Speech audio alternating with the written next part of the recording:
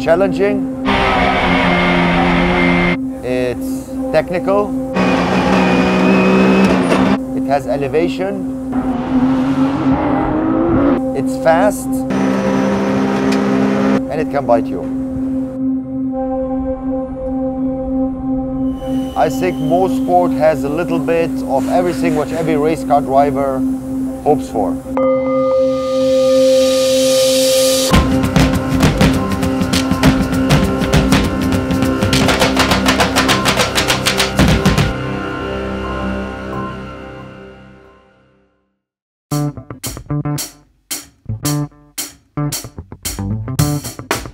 A cup car, the cars we're running, believe it or not, is not a full-blown race car like the Porsche RSR.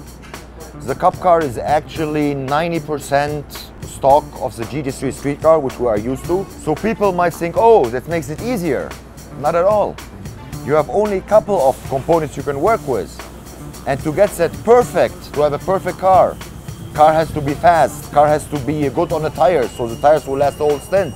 That's why it makes it extremely complicated on a cup car to do a perfect setup. You start with a car that in the beginning either understeers, oversteers, in the middle of the race is different, and at the end of the race is also different again. So you have to find the best compromise, that the car most of the time is balanced. Yeah, Constantine for us, he's a big kid, but he's definitely known to be the best engineer out there, period. He's the guru on setup.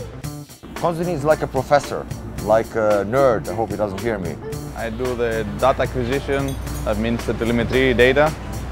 We have like 46 sensors in the car, and every 0.01 second we know what's going on. That means we know what the engine is doing, what the driver is doing. If he's braking well, steering well, how he performs, the driver, and the same for the car. I was always interested in data acquisition, it fascinates me. So what I know from data acquisition, actually, I learned all from Constantine. Well, actually, I have the data for the last, I don't know how many years, 10, 15 years for almost every car, every Porsche, and I think most of the tracks in the world. So we have all the data, we know which gear we use, how's the track, the corners, fast corner, slow corner, low speed, high speed. Then we know how the tires are, they're using a lot of tires, not a lot of tires. For example, here it's a fast track. You have to be fast on the straight, but you cannot afford to go full downforce. Then you need to keep your downforce, but you have also big straights. Big straights, that means not too much drag. So it's a compromise of both.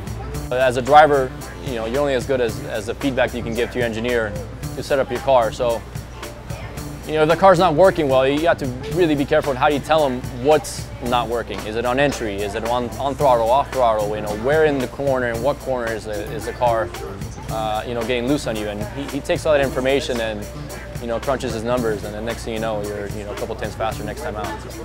Yeah, it's really special. Actually, you make the car for the driver.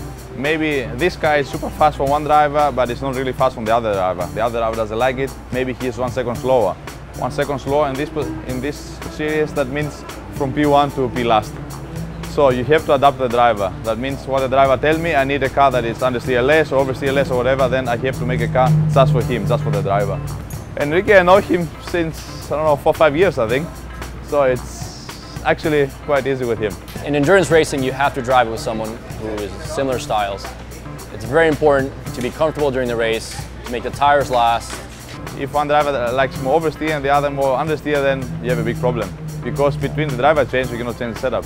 Luckily, Sean and I have very similar driving styles. We like the same setup. I've had other co-drivers in the past. We've been complete opposites, and it hasn't worked out. So you have to have both. Good car, good driver, and communication to understand what he really needs. Otherwise, you're not successful in racing.